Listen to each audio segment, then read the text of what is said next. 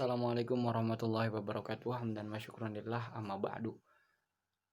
Dalam menjalankan tugas ujian tengah semester kali ini, kita disuruh untuk memilih salah satu tema dari sekian banyak tema yang menjabarkan tentang kesetaraan gender.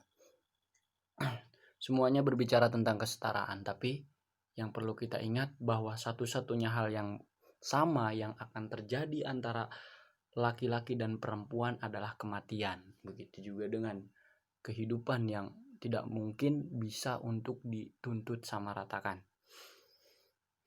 Nah, berbicara tentang kodrat perempuan, bahwasanya perempuan itu lemah, perempuan itu tidak panjang untuk melangkah, itu bukan perspektif kodrati ya, itu hanya sebatas konstruksi masyarakat yang mengatakan bahwa wanita itu memang seperti itu. Adapun hal yang bersifat kodrati ialah perempuan itu tidak mempunyai jenis kelamin seperti laki-laki, terus berdada bidang, dan banyaklah perbedaan yang bersifat kodrati yang membedakan antara laki-laki dan perempuan gitu.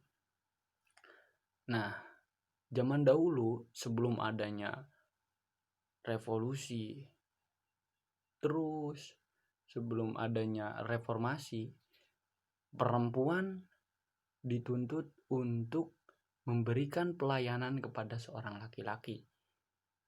Dia tidak bisa memilih antara harus menjadi istri siapa dan harus menjadi wanita keberapa. Dia hanya bisa pasrah, dan setinggi apapun pendidikannya, pada akhirnya tempat kembalinya ialah ke dapur. Itu adalah mindset yang perlu dirubah untuk wanita masa kini.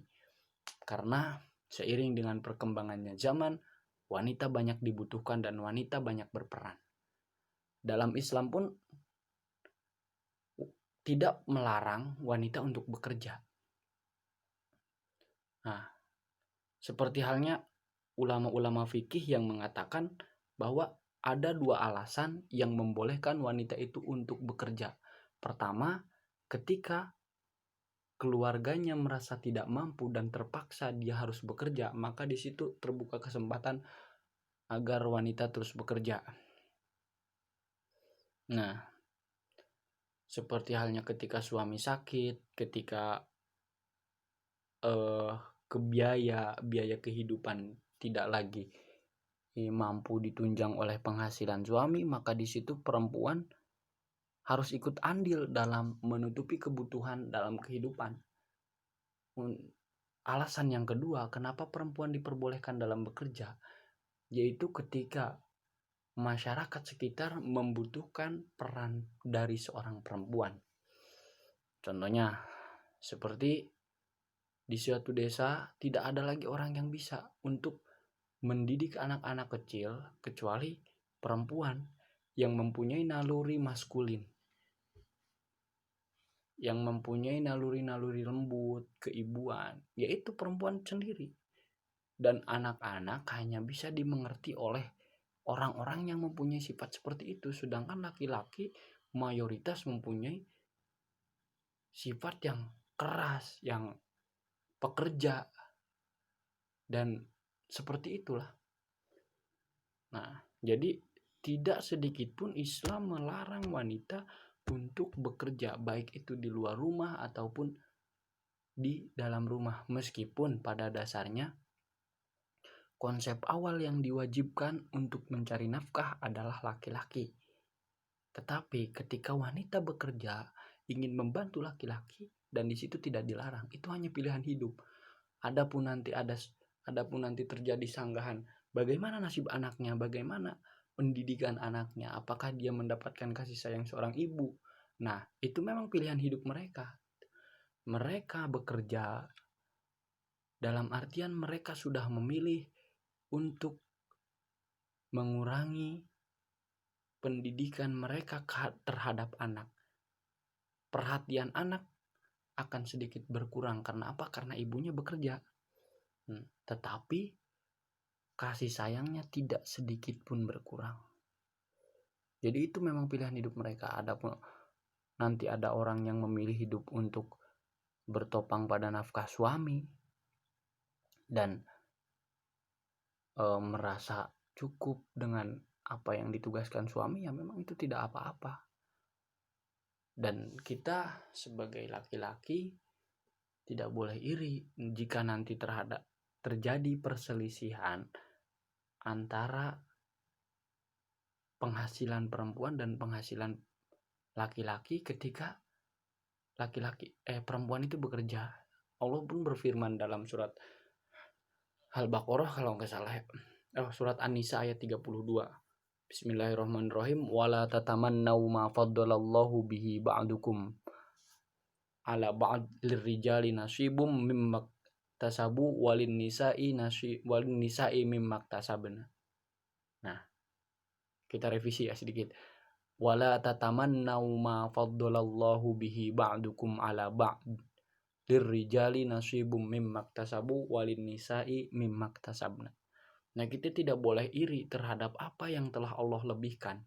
Laki-laki sudah punya bagian dan perempuan sudah punya bagian pula.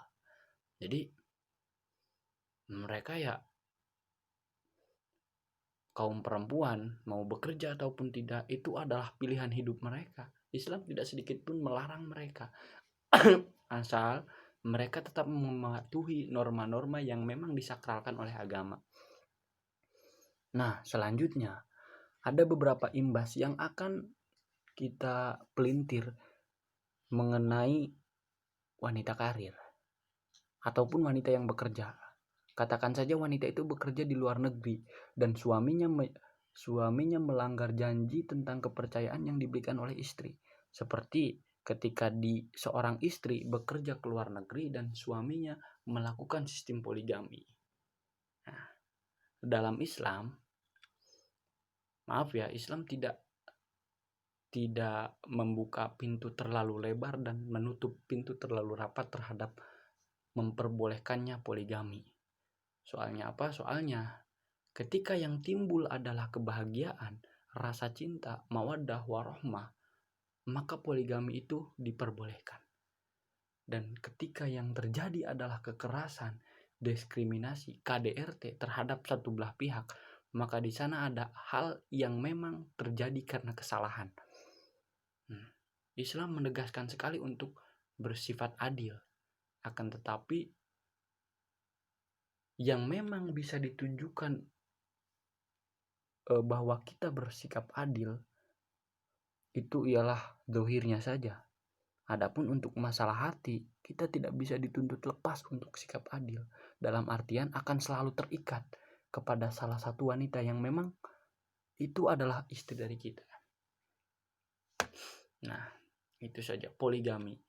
Jadi poligami memang Islam tidak memberikan wewenang kepada semua manusia untuk melakukan poligami dengan beberapa alasan. Karena apa? Karena yang akan merasa lebih tersakiti itu bukan pelaku, melainkan orang yang selalu ada di sampingnya, dalam artian istri pertama kita yang akan merasa lebih tersakiti, ataupun istri kedua. Oleh karenanya mayoritas orang yang melakukan poligami itu berdasarkan nafsu, bukan berdasarkan dakwah untuk menyebarkan agama Islam. Begitu. Mungkin itu saja yang bisa saya sampaikan. Pada kesimpulannya bahwa Islam tidak pernah melarang sedikit pun wanita untuk bekerja. Dan yang kedua, bahwasanya Islam tidak menutup pintu selebar-lebarnya untuk melegalkan poligami dan tidak menutup pintu rapat-rapat untuk melarang tindakan poligami. Itu merupakan pilihan hidup mereka. Lakukan yang terbaik untuk keluarga kalian. Assalamualaikum. Waalaikumsalam.